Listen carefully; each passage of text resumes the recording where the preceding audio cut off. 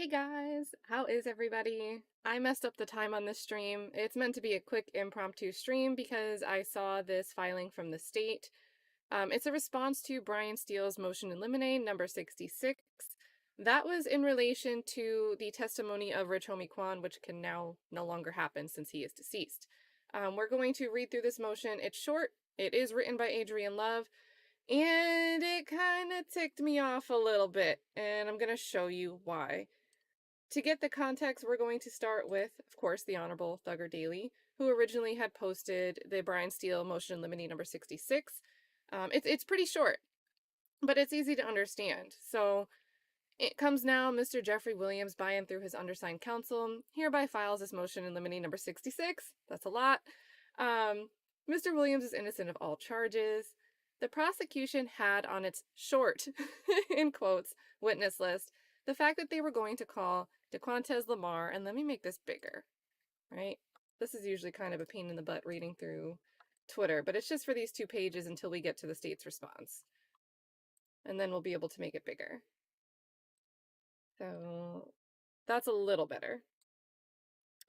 But so the prosecution had on its short witness list the fact that they were going to call Mr. DeQuantes Lamar, aka prior known as Rich Homie Quan, as a witness at trial. The prosecution did not call Mr. Lamar as a witness, and tragically, on or about September 5th, Mr. Lamar passed. Mr. Williams was intending to call Mr. Lamar as a witness at trial, however, and can now not do the same. So Mr. Williams, remember, a motion in limine is meant to kind of make a request in advance. So if you think that there's something that shouldn't come in at trial, make a motion in limine, make that request to the court to say, hey, I don't think this should come in, here's why, and then the court can make a decision to grant that order. Be aware in advance. Mr. Williams respectfully asks this honorable court to order the prosecution. What do they want? Brian Steele wants the court to tell the state to not argue or ask at any time that Mr. Williams had an opportunity to call Mr. Lamar as a witness, as same is not true. So don't let the state make an inference or imply to the jury that, some type of absence of evidence you can make inferences about. So, hey, you didn't see the defendant, you didn't see Jeffrey Williams call Rich Homie Quan to testify, did you? Well, you can make the inference if you want that there's a reason that maybe he wouldn't have been helpful for the defense's case. Brian Steele's saying, don't let the state do something like that. It would be inappropriate. Further, the prosecution failed to call Mr. Lamar as a witness when presenting their specious theory that Mr. Williams and Mr. Lamar were on bad terms since fall 2014 through the year 2015 and beyond. Mr. Williams intends to show the jury that the prosecution sent confirmation in writing that Mr. Lamar would be a witness in the case, but the prosecution never called Mr. Lamar. Therefore, Mr. Lamar, months later, thereafter, not therefore. We'll remove that causal effect with my bad wording. Thereafter, Mr. Lamar, months later, unexpectedly and tragically passed. Wherefore, Mr. Williams respectfully requests a hearing on this motion, and at the conclusion of the same, asks this honorable court to grant the above requested relief. So make the order that they can't argue that there's something the jury should be able to infer because the defense doesn't call a witness that can't be called. Now, this paragraph here, 6, where Mr. Williams intends to show the jury that the prosecution sent confirmation. This paragraph 6 is going to be something that Love calls a lie, and there's no proof of this, and the defense offers no proof. So put a pin in this. And shout out to the Honorable Thugger Daily, because he's pulling the context of why it's going to be disingenuous for Love to make the argument about paragraph 6. Thugger Daily knew at some point that Rich Homie Quan and his dad were supposed to come testify very soon, in quotes. How does Thugger Daily know that? Because the state sent the media a list showing both of them as the next 10 witnesses. So Love is going to say in her response, there's no proof of this. Brian Steele's just making this up. He's misleading. But how did Thugger Daily know this? Why was it sent in a media list that they were going to call him? But then suddenly they decided to skip him entirely, and Steele says it's because they hurt their case. Who would be surprised? So now we're going to get over to the response from Love. And this is linked in the description if you want to read it on your own. By the way, hope everyone is doing well. I'm like rolling through the punches today because I've got work to do and I wasn't going to do anything YSL or YouTube or trial coverage today. And then this pissed me off. So here we are. Here we are. So this was filed yesterday morning and it's written by Adriane Love. So state's response to motion in limine. State of Georgia by and through Fani T. Willis, District Attorney for the Atlanta Judicial Circuit. Hereby files this motion to defendant Jeffrey Williams, response to Jeffrey Williams' most recent motion in limine, number 66 of Williams' motions in limine, and moves this honorable court to deny the defendant's motion. In support, the state shows this honorable court as follows. Defendant Williams, in an attempt to circumscribe the requirements of introducing evidence to support a position he has advanced during trial, now has asked the court to prevent argument defendant speculates the state may make, and questions he speculates the state may ask during trial. Defendant has cited no legal authority for the position, which is true, we don't see case law there, but, you know, you don't really need that for the motion. It's kind of like black letter law, what Brian Steele was saying. Don't, in closing arguments, make a reference to something inappropriate. So, all right, so technically this is true, but it's not really applicable. And defendant has not been prohibited from offering residual hearsay testimony. Yet. Great, there's been no prohibition. But what do you think Love's going to do if the defendant tries to offer residual hearsay testimony? Though the state would in no way endeavor to comment on any exercise by defendant of his right to remain silent and not testify, defendant has available to him a multitude of ways to present evidence to advance the theories he hopes the jury believes. Put another pin in this because we're going to look at something else. Why would anybody be concerned that the state would endeavor to comment on a defendant's right to remain silent and not testify? Put a pin in it. Defendant has available to him a multitude of ways to present evidence to advance the theories he hopes the jury believes. Defendant's failure to present evidence to support these theories is fair ground for argument and questions by the state. So, she's on one hand saying, she's going to say that it's ludicrous to think the state would do this. But then she's also arguing that it would be fair ground for argument and questions by the state. So which one is it, Love? So she cites here, Pine v. State, a prosecutor has wide latitude in the conduct of a closing argument, the bounds of which are in the trial court's discretion, and where the defense presents no evidence to rebut the evidence of guilt, it is not improper for the prosecutor to point that fact out to the jury. Ridley v. State, and they're highlighting here that Ridley v. State concluded that the prosecutor's statement in closing argument that the defendant had the same power to subpoena witnesses as the state did not improperly shift the burden of proof to the defendant, but were, quote, proper comments on the defense's failure to present evidence. See also Thomas holding that the prosecutor's comment that there has been no evidence exonerating appellant and there has been no evidence pointing to somebody else as being the real killer did not improperly shift the burden to appellant to prove his innocence, and the statement was therefore not improper. They complete the citation here with another cite to Thompson v. State, stating where there has been no evidence exonerating appellant and there has been no evidence pointing to somebody else as being the real killer did not improperly shift the burden to appellant to prove his innocence, and the statement was therefore not improper. So Love is arguing that like all these citations would back her up as fair ground for the state to make these arguments. She's making the argument in advance as if she expects to do exactly this. The same thing that this motion in limine is saying, hey, I'm concerned that she might try to do this. And then read this paragraph, guys. Let's look at this paragraph. 2.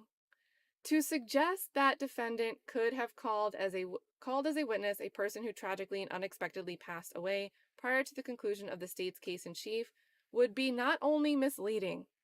To suggest that we would even suggest something like this or make a closing argument like this, it would be misleading to suggest that we would even think of doing that. It would be distasteful. The state would not make any attempt to argue that defendant could have called any witness that passed away prior to the conclusion of the state's case in chief. But if the defense continues to advance the false narrative referenced in their motion in limine and presents no evidence of that narrative, the state is not precluded from pointing that out to the jury. So we would never do that. We would never do that. But also we would. And we're not precluded from doing so. Respectfully submitted this 18th day of October, Adriane Love. Now, why do I think it's so nonsensical to say that it's misleading and a false narrative, that any defense attorney would be concerned that Love would do something improper in a closing argument? Well, and shout out to Cadillac Law, who first brought this exoneration to a lot of people's attention. Cadillac Law is linked in the description. And also Nik Starow did a video on this. So Nik Starow's video on this exoneration of a conviction where Love was the prosecutor, linked in the description here. We're going to read the exoneration summary. Now keep in mind, why would anyone be concerned that Adriane Love would do something improper in a closing argument? And you know how hard it is to win an appeal. They say appeals are for losers. The percentage of appeals that actually result in a retrial, super slim. Super slim. What happened with Kelvin Bradley? Now this stems back to the trial. The verdict was 2012. The incident was 2011. We're going to go through this. So, on March 11th, and this is really tiny. Hold on.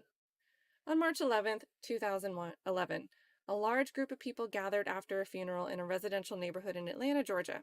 At the gathering, 36-year-old Tameka Webb confronted her boyfriend, Javensky Hilton, about crack she had given him to sell on consignment, but for which he had not reimbursed her. So these two people are fighting. They get in a fight. When Webb pushed Hilton in the face. So Webb pushes her boyfriend in the face. Several other women get angry and begin fighting with Tameka Webb. Tameka Webb breaks free. She gets in her car. She starts driving. Although she could have driven away without incident, Webb sped down a hill through a crowd of people, narrowly missing several children. The crowd then managed to get in front of Webb's car and tried to pull her from the vehicle. Webb slammed the car into reverse and backed up, sideswiping several cars parked along the street. On the way, Webb pinned a bystander, Tina Pullins. So Tina Pullins is pinned by Tameka Webb driving in this car, between her car and a parked truck, and then ran over 26-year-old Kelvin Bradley's foot. Kelvin Bradley is going to be the one that gets a conviction here. Kelvin Bradley gets his foot run over. Webb puts the car on drive and accelerates towards a crowd of panicked people. Bradley, a licensed security guard with no prior criminal record, drew his handgun and fired 3 shots. One struck Webb in the head, killing her. The car rolled to a stop and no more bystanders were hurt. A week later, Bradley voluntarily surrendered to police. Remember this. He doesn't actually, need to speak to police, but he voluntarily surrenders. But just factually remember this. This is a fact. He voluntarily surrenders. Bradley's lawyer instructed the police not to question Bradley, as he had invoked his right not to speak to the police. The officers nevertheless questioned Bradley, so he speaks to police. He ends up admitting he shot Webb, but said he had acted in the heat of the moment and that he wished to become a police officer himself. Bradley was charged with murder, aggravated assault with a deadly weapon, and possession of a firearm during the commission of a felony. He went to trial in Fulton County Superior Court in June of 2012. The prosecutor, Assistant District Attorney Adriane Love, presented witnesses who heard the shots and saw Webb's car come to a halt. Several witnesses close to the shooting declined to identify Bradley as the shooter, while others gave a description of a man who resembled him. Before trial, the court ruled that Bradley's statement to detectives could not be used as evidence because the officers had questioned Bradley after he asserted his right not to speak with them. So his statements were excluded, but factually he did speak with them. Despite that ruling, Love attempted to elicit testimony from police officers that when Bradley surrendered, he never denied firing the shots. So she tries to introduce this excluded evidence anyway. So there was probably a motion in limine here filed that said, hey, we want to exclude this evidence, and it's granted, and Love doesn't follow it anyway. Bradley's defense lawyer attempted to cast blame on Hilton, Webb's boyfriend, by noting that police questioned him after the shooting and found gunshot residue on his hands, and that he had been convicted 6 months earlier for shooting at Webb. But Hilton had distinctive dreadlocks, and no one at the scene identified him as a shooter.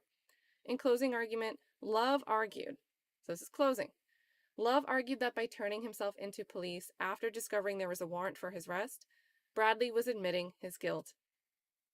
Love also argued, so you can't turn yourself in when there's a warrant, unless you admit your guilt. But then in the YSL trial, she's like, why didn't Jeffrey Williams come down to the police station? So you can't have it both ways, Love. Love also argued that Bradley's silence, both before and after arrest, should be used as evidence of his guilt. But he wasn't silent. He wasn't silent. He tried to invoke his right to not speak to police without an attorney present, and then they still questioned him, and he answered them. So this is factually incorrect. So she tries to make this argument that his silence before and after arrest should be used as evidence of his guilt. The jury should convict, she argued, because he failed to come forward and tell police what he knew. But he tells the police that he shot her. This is just factually dumb and incorrect. On June 22nd, 2012, the jury convicted Bradley of aggravated assault with a deadly weapon, acquitted him of murder, and failed to reach a verdict on the charge of illegal use of a weapon during the commission of a felony. He was sentenced to 20 years in prison, the statutory maximum. So just look at, like, the charges here. Like, use of a weapon during the commission of a felony? Like, what? Why did they even charge him with this? Like, what felony was he committing? Like, use of a weapon during the attempted murder, and then they get confused because they probably didn't have good jury instructions, or Love made a weird argument that this should be the same thing. That this is transactional of this. I guarantee you there was some hodgepodge argument made by Love that shouldn't have been made, that blurred the lines of what the use of a weapon during a commission of a felony should actually be instructed to be. But who knows? He was sentenced to 20 years in prison, the statutory maximum. Bradley retained a new lawyer, Andrew Fleischman, who, you know what, Andrew is practicing criminal defense and appellate attorney in Georgia, has a lot of thoughts on the YSL trial, although obviously he's watching more as an audience member. He's not part of the trial. But some good insight here. This is his ex, this attorney that we're talking about here, who's going to win this appeal. So Bradley retained a new lawyer, Andrew Fleischman, who filed a motion for a new trial. He argued that Bradley's trial lawyer was ineffective because he had failed to request a hearing to argue that Bradley had acted in defense of others. So that's a justification to shooting somebody. So his attorney at trial, the initial trial, doesn't even raise this argument, doesn't even put forth this justification as a defense. So Andrew Fleischman comes in and says, hey, that's ineffective assistance of counsel. And then also failed to request that the jury be instructed that they could acquit if he acted in defense of others, and failed to object when Love improperly commented on Bradley's pre-arrest silence. So the trial attorney doesn't object to the mess that Love is doing. In 2016, Fulton County Superior Court Judge Henry Newkirk granted Bradley a new trial. So overturned, going back down to the trial court for a new trial. The judge ruled. Why? They tell you the reasons they're hey, yeah, you should probably retry this. The judge ruled that Bradley's trial lawyer had provided an inadequate legal defense by failing to object when Love argued. This means that the court, Fulton County Superior Court Judge Henry Newkirk, found it improper that Love argued that the jury should convict because Bradley never spoke to police. Since Bradley had made a statement, this argument was both legally improper to make. It shouldn't have been made. And it was also just factually false, the judge ruled. So this is a ruling against Love's actions. The judge also ruled that Bradley's defense attorney had provided an inadequate legal defense by not requesting a pretrial ruling that Bradley had acted in self-defense, a motion the judge said he would have granted. So the trial judge themselves said, well, if the attorney representing Bradley did this, I would have granted that. Like this poor man, Bradley. Bradley was released on bond pending a retrial. Fleischman, his new attorney, then filed a motion asking that Bradley be found immune from prosecution because he was acting in defense of others, citing a Georgia statute that holds a person acting in defense of others immune from even being charged with the crime. And here, he was charged with 3 things. On April 5th, 2017, Judge Newkirk granted the motion and dismissed the remaining charge pending against Bradley. So that's why he's in, like, this special category of exonerations from University of Michigan.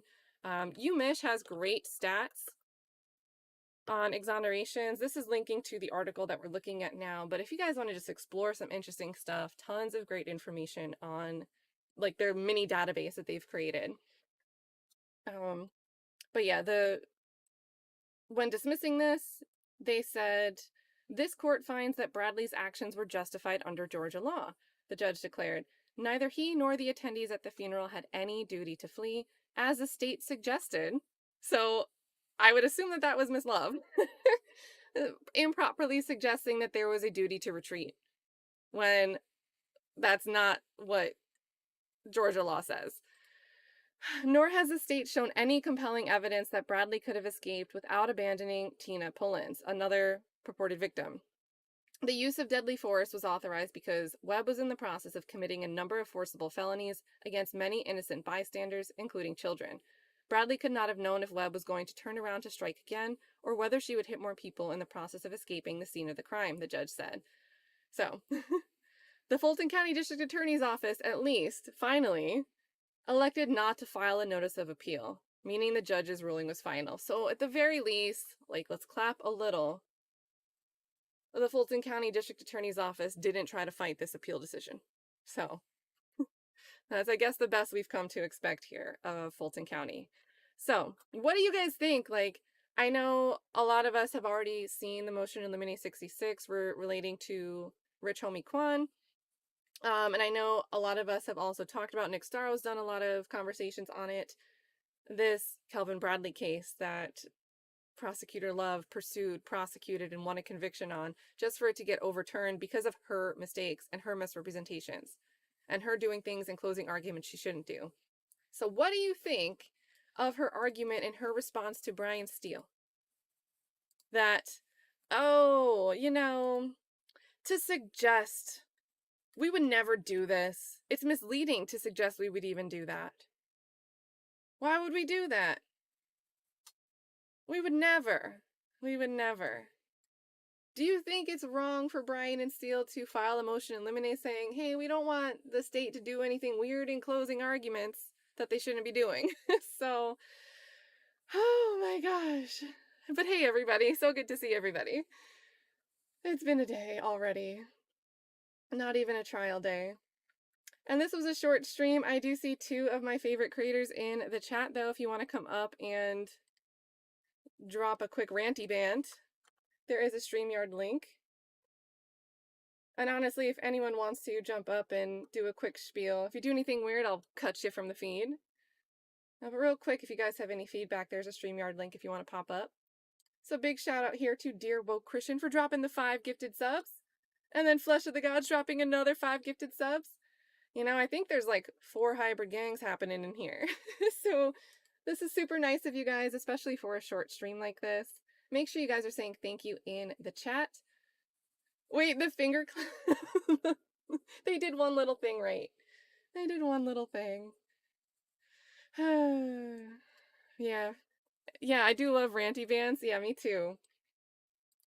Me too. Hold on a minute. Let me get my links here. We've got DWC. If you guys don't already know who DWC is, Dear Woke Christian. YSL content for days. You'll never run out. And also Flesh of the Gods. Flesh of the Gods, you have a wrench, so please feel free if you have content coming up that's like a specific video. Let people know about it. And I see we have a taker on a ranty band. Let's go. Grace and peace. How are Hello, you? DWC. Oh, you know what? I don't have headphones in. How are you, friend? Grace and peace. How's your Saturday? All right.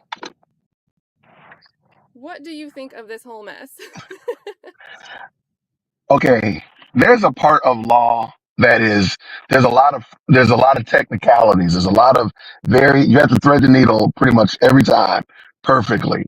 And so there's a lot of instances where you get somebody on technicality, or something might happen like, oh, Cat did not file this within the right time, and therefore it gets thrown out, and then everything can go left. Adriane Love lives in that place. It seems like she just Not to can't interrupt you, seem. but for whatever reason, up on a different plug and it's not picking up on these. So Okay, you no know what? problem. Tell people who you are and about your channel for 2 seconds. Not a problem. I'll take more than 2 seconds. My name is Jason from Dear Woke Christian. And on my channel, I do social political commentary from a Christian male perspective. And of course, just like everybody else, I've been bit by the YSL swine bug. And I've been talking a lot about this trial because I live here in Georgia. I live down the street around the corner from Fulton County Courthouse. So I do talk a lot about it because I think it's very interesting and it is intriguing to see how my city, my town, my community is addressing this topic. So that's why I talk about it, and that's what we do over here. Oh now, now I'm just running the show. What's up? There I go. What's happening, good people? So, as I was saying to my wonderful hostess, Kat. Okay. As I was saying, I feel like Adriane does possess the spiritual gift of messing up. Like she just cannot get out of her own way. And I'm not saying that she's not an intelligent attorney. I'm not saying that she's not learned. I'm just saying that she gets in entirely too deep. And we see this in the YSL case all the time. They get in too deep and they don't know how to pivot. They don't know how to adjust or modify in order to be successful. And I think that's the problem. You back, Kat? I don't think No, Kat's why is back. just not picking up for me? I'm gonna have to be replay crew on my own stream to hear what Dear Woke Christian just said.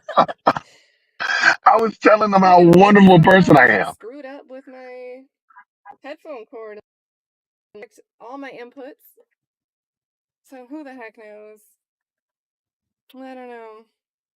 Oh, well, that's messed up. I think Well, I Kat, broke it, guys. Dear Woke well, Christian, Kat, you could be saying some shade to me right now, and I would just be like, yeah. So, guys, my bad. I don't know what I did with my headphones. All the inputs seem to be correct, and I wasn't hearing anybody.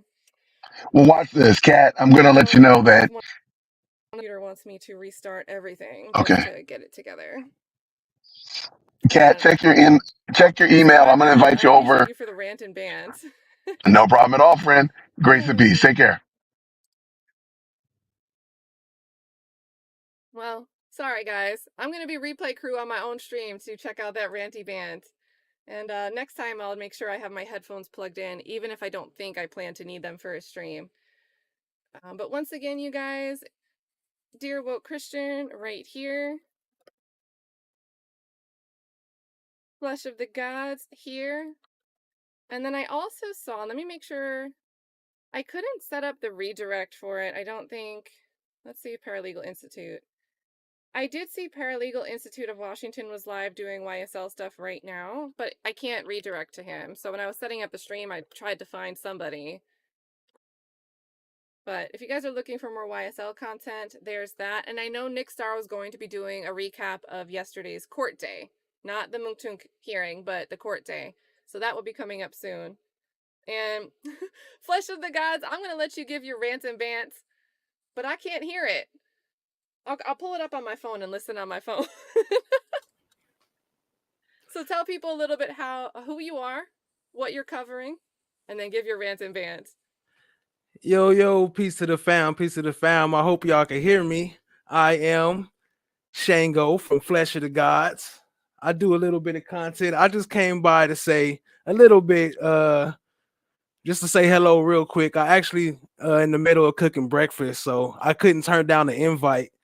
So I'm not gonna rant too much right now, but I just came to say hello. I don't know if you can hear me or not, but much love to the fam. I appreciate y'all. Until next time. I'm not gonna rant too much right now, but I just came to say hello.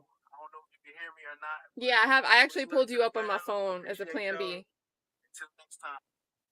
Sounds good. Enjoy your breakfast. Thank you. All right, see ya.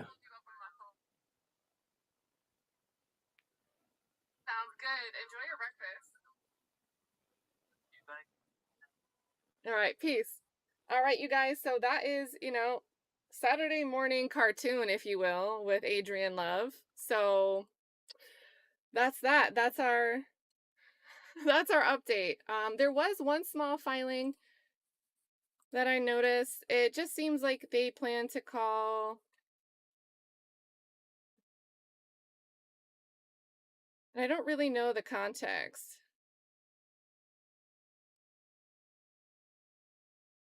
let's see. I had just seen it, so let me present this and show you just a small update on an upcoming witness. I had just noticed this as a filing. Now, there is someone commenting that they're coming to testify about Marquavius Huey, but I'm not really sure. So, okay, cool. So it's really confusing in this case. They file a lot of stuff with this. They'll put one defendant's name at the top and then put the et al. And they're looking to call Rodney Uten as a witness who's being held in custody at the Rockdale County Jail.